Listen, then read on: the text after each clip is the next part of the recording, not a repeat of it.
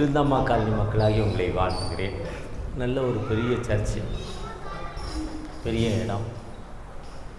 இந்தியாவில் இந்தியா முழுவதும் வந்து போகிற ட்ரெயின். ஏன்னா காலாஸ்திரி என்பது மிகவும் முக்கியத்துவம் வாய்ந்த ஒரு இடம். திருப்பதி, காசி, இதே போல் காலாஸ்திரியும் ஒரு முக்கியத்துவம் வாய்ந்த இடம். அதனால் இந்த ஸ்டேஷன், ரயில்வே ஸ்டேஷன் ரொம்ப, காலாஸ்திரியோட ரயில்வே ஸ்டேஷன் ரொம்ப முக்கியம். இந்த ஸ்டேஷன் பக்கத்தில் இந்த இடத்துல இப்படிப்பட்ட ஒரு இடத்தை வாங்கி நாம் ஆண்டவரை தொழுது கொண்டு இந்த அற்புதங்களும் அடையாளங்களையும் பெற்றுக்கொள்வதற்காக நம்முடைய திருச்சபையை சேர்ந்த மக்கள் அர்ப்பணித்தோடு இந்த ஊழியத்தை செய்து நமக்கு ஒரு அழகான சர்ச். இன்னைக்கு 3வது சர்ச்சுன்னு பார்க்குறோம். முதல் சர்ச்சு நிறைய லைட் இருந்துச்சு, ஆனால் சுவரெல்லாம் பெயிண்ட் இல்லாமல் ரொம்ப பின்தங்கின நிலைமையில் இருந்தது. 2வது சர்ச்சு லைட்டே இல்லாமல் இருண்டு போய் இருந்துச்சு, ரொம்ப இருட்டாக இருந்தது. 3வது சர்ச்சு இந்த இரவு 10 மணிக்கு ஆன்லைன் ப்ரேயர் நடத்துகிற சர்ச்சில் நிறைய லைட்டு, 50-100 லைட் எரியுது. தூரமாக பார்க்க சிறப்பாக இருக்குது. சிறப்பான ஒரு இடம். இந்த இடத்துல ஒரு சர்ச் மட்டும் இருக்குது. ஆனால் நமக்கு மிஷன் சொல்ல வந்த மிஷனரிகள் என்ன பண்ணுறாங்க, ஒரு சர்ச்சு மட்டும் கட்டலை, அங்கே குருவானவருக்கு ஒரு வீடு கட்டுறாங்க, ஏழை பிள்ளைகள் தங்குவதற்கும் ஹாஸ்டல் கட்டுறாங்க, அங்கே இருக்க பிள்ளைகள் படிப்பதற்கு ஒரு வீடு கட்டுறாங்க.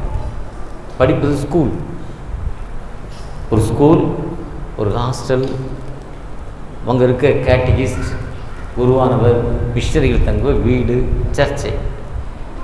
இதுக்கு மேலே இன்னும் வசதி இருந்தால் ஹாஸ்பிட்டலுடைய மருத்துவ சென்டர் கொடுக்குறாங்க. ஒரு சகோதரி ஜெர்மனில் இருந்தாங்க. ஜெர்மனில் இருக்க சகோதரி சர்ச்சுக்கு எப்போவுமே காணிக்க கொண்டாந்து கொடுப்பாங்க. எப்போவுமே காணிக்க கொண்டாந்து சர்ச்சு கொடுத்துக்கிட்டே இருப்பாங்க. ஏம்மா அப்படி கொடுக்குறீங்கன்னு அந்த அம்மாவை கேட்குறப்போ சங்கீதம் 116:12 சொல்ல, கர்த்தர் எனக்கு செய்த உபகாரத்துக்காக நான் அவனுக்கு எண்ணத்தை செலுத்துவேன். தாவீதோட சங்கீதம். கர்த்தரின் சத்தத்தையும் என் விண்ணப்பத்தையும் கேட்டார். 116:1 சொல்வார். 116:12 வாசிங்க. கர்த்தர் என் சத்தத்தையும் எனக்கு செய்த உபகாரங்களுக்கான எண்ணத்தை செய்வேன். நான் என்னத்தை செய்ய போகிறேன்னு சொல்கிறேன். நான் என்னத்தை தெலுங்கில் வாசிங்க, நல்லா இருக்குது. தெலுங்கும் தமிழும். நம்ம என்னத்தை செலுத்த போகிறோம். என்னுடைய 66 வயது. இன்னைக்கு காலையில் ஒரு தம்பி சொல்கிறார், என்னுடைய சோப்பு கம்பெனி, இந்த பேக்கெட்டில் சோப்பு பவுடர்லாம் இருக்குது. காலையில் கம்பெனி திறக்க போகிறார் 8:45 மணிக்கு. கரண்டில் தீ பிடிச்சி எரிஞ்சிக்கிட்டு இருக்கான். கம்பெனிக்குள்ளே தீ எரிஞ்சிக்கிட்டு இருக்கு. போனவர் அப்படியே ஷாக் ஆகிட்டார். கம்பெனியை திறக்கிற உள்ள தீ எரியுது. கம்பெனிக்குள்ளே கோடிக்கணக்கான பொருள் இருக்குது, எல்லாம் ஆயில், பெட்ரோல் மாதிரி ஆயில்.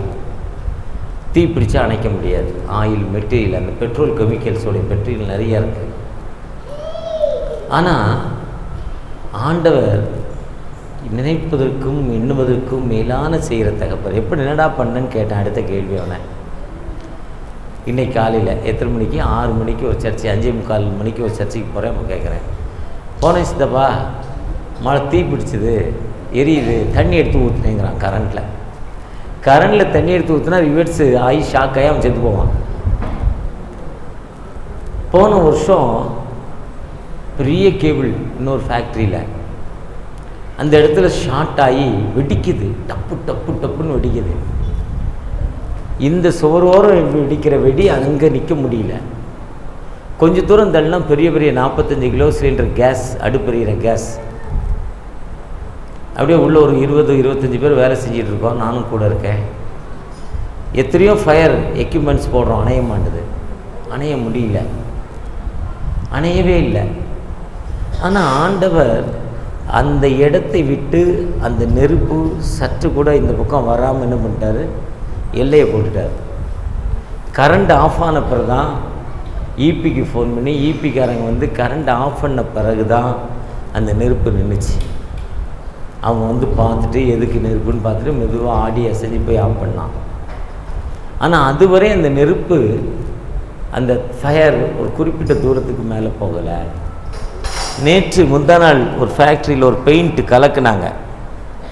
பெயிண்ட்டு மிக்ஸ் பண்ணுற பேட்டில் கம்பெனியில், எங்கள் கம்பெனி பகுதியில் பெயிண்ட்டு மிக்ஸ் பண்ணுறப்போ ஃபயர் ஆகிட்டு கடையே டோட்டலாக ஒரு 2 கோடி ரூபா லாஸ் ஆகிடுச்சு, 200 லட்சம் லாஸ் ஆகிட்டு. ஆனால் ஆண்டவர் நமக்கு எவ்வளோ பெரிய வாழ்வை கொடுத்திருக்கிறார். அதே மாதிரி உங்களுடைய வாழ்வில் எத்தனையோ அற்புதங்கள், எத்தனையோ அதிசயங்களை ஆண்டவர் தந்திருக்கிறார். அந்த ஆண்டவருக்கு நாம் எண்ணத்தை செலுத்த போகிறோம். கர்த்தர், அந்த அம்மா ஜெர்மனிலேருந்து வந்த அந்த அம்மா சொல்கிறாங்க, நான் வந்ததை கொடுக்குறேன். கடவுள் என்ன சொல்கிறான்னா, உபாகம் 16ஆம் அதிகாரம், உபாகம் 26ஆம் அதிகாரம், மல்கியா 3:10. நீ ஆண்டவருக்கு உபாகமத்தில் இன்னொரு இடத்துல 24 10 ஒன்று கொடுங்குறார். எசேக்கியேல் 45 6 ஒன்று கொடுங்குறார். எரேமியா 10:33 3 ஒன்று கடவுளுக்கு நீ கொடுத்துருங்கிறார். நம்ம கடவுளுக்கு என்ன கொடுக்கிற மக்களாய் காணப்படுகிறோம். யாரோ ஒருத்தர் வந்தாங்க, இங்கே வந்தாங்க, இந்த இடத்த பார்த்தாங்க. குவாயத்தில் இருக்கிற ஒரு இம்மானுவேல் சர்ச்சு ஏதோ இந்த இடத்த வாங்கினாங்க. அழகாக இந்த ஆலயம், இன்றைக்கி இந்த ஆலயம் கிட்ட 45 50 லட்சம் 60 லட்சம் ஆகும். இன்றைக்கி கிட்டத்தட்ட 1 கோடி ரூபா ஆகும். நீ ரேட்டு இந்த சர்ச்சு கிட்ட 1 crore கட்டினாங்க. இதுக்கு மேலே நம்ம இதை என்ன பண்ணலை, ஒரு பிட்டு கூட நம்ம எத்தனை குடும்பம் இருக்கிறோம். கர்த்தர் நமக்கு எவ்வளோ பெரிதான கிறக்கத்தை காட்டியிருக்கிறார். ஒரு காம்பவுண்ட் போடலை, ஒரு மிஷினரி குவார்ட்டர்ஸ் இல்லை, ஒரு முன்னால் ஒரு கெயிட் இல்லை, ஒரு ஹாஸ்பிட்டல் இல்லை. ஆண்டவர் நமக்கு செய்தவர்களை நாம் சரியாக கொடுக்குறப்போ, எப்படி வேலைக்கு ஒரு நமக்கு உதவி செய்த மக்களை பார்த்தா, ஐயா பார்த்தோன்னே டீ சாப்பிட்றீங்களா, காஃபி சாப்பிட்றீங்களா, எவ்வளோ கொடுக்குறோம். ஏன்னா அவங்க நம்ம ஹெல்ப் பண்ணியிருக்காங்க. நம்ம ஹெல்ப் பண்ணாங்க, வீட்டுக்கு வாங்க, எங்கள் வீட்டுக்கு உங்களுக்கு ஒரு விருந்து, 2 வகையான பாயாசம், நல்ல பிரியாணி. நேற்று நாகர்கோவில், முந்தா நாள் நாகர்கோவில் போயிருந்தேன். முந்தா நாள் நாகர்கோவில் போயிருந்தேன். அவருக்கு சில வேலைகளுக்கு என் மூலம் கொஞ்சம் வருமானம். அவ்வளோ அழகான ஒரு கவனிப்பு. ஏன்னா என் மூலம் கொஞ்சம் வருமானம் இருக்குது, அண்ணன் எங்கள் வீட்டுக்கு வாங்க சாப்பிடுங்கன்னு சொன்னார். கடவுள் நமக்கு ஜீவனை தந்திருக்கிற கடவுளுக்கு நாம் எண்ணத்தை செலுத்துகிறோம், கொடுக்கிற மக்களாய் காணப்படுகிறோம். நீ கொடுத்து பாருங்கள். இன்னையிலேருந்து கடவுளுக்கு நான் இதை கொடுப்பேன், என்னுடைய வருமானத்தில் 10 1 போதும். நீங்கள் ஹவுஸ் கீப்பிங் வேலைக்கு போகலாம், ஒரு நாளைக்கு 70 ரூபா தான் சம்பளம்னு வைங்களேன், 7 ரூபா கடவுளுக்கு கொடுங்க. அந்த 7 ரூபா நீங்கள் கடவுள் கொடுக்குறப்போ உங்கள் பிள்ளைகள் ஆசீர்வதிக்கப்படும், ஒரு மாவு செய்கிற தொட்டி ஆசீர்வதிக்கப்படும். அதான் உபாகம் 28 1 சொல்கிறாரு. தெலுங்குலேயும் தமிழ்லையும் வாசிங்க.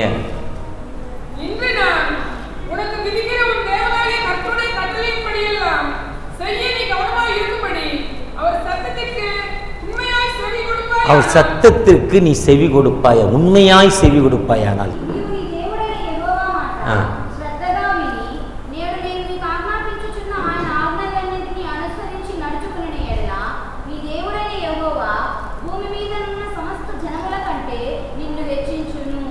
பதினாலு ஆசீர்வாதங்களை சொல்லியிருக்கேன். போகையிலும் ஆசீர்வாதம், வருகையிலும் ஆசீர்வாதம். உன் மாவு செய்கிற தொட்டி ஆசீர்வதிக்கப்படும். உனக்கு விரோதமாய் ஒரு வழியாக வருவான், 7 வழியாக போடிடுவான். உனக்கு விரோதமாய் உருவாக்கப்படும் எந்தவித ஆயுதமும் 14 விதமான ஆசீர்வாதங்கள் பின்னால் சொல்லிக்கிட்டே வருவார். அந்த சத்தத்திற்கு செவி கொடுப்போமானால், ஒருவேளை ஆண்டவருக்கு, ஆண்டவருடைய சத்தத்துக்கு, இவ்வளோ பெரிய திருச்சபை தந்த ஆண்டவருக்கு நாம் எப்படி நன்றி செலுத்துகிற மக்களை காணப்படுகிறோம்.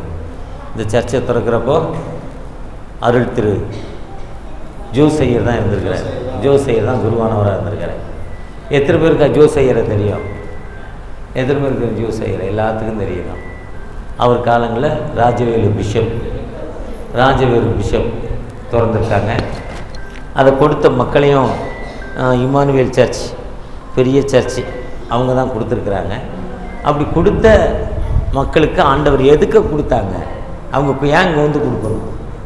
அவங்களுக்கு என்ன வடி இது வேத்துன்னா, அவ்வளோ ஒரு பிளெஸ்ஸிங் அவங்க வாழ்க்கையில் வாங்கியிருக்காங்க.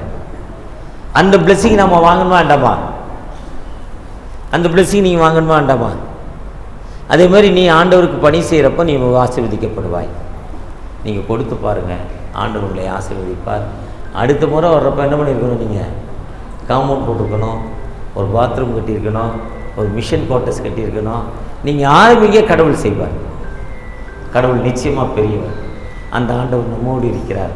அந்த ஆண்டவர்களை ஆசீர்வதித்து பாதுகாப்பாராக.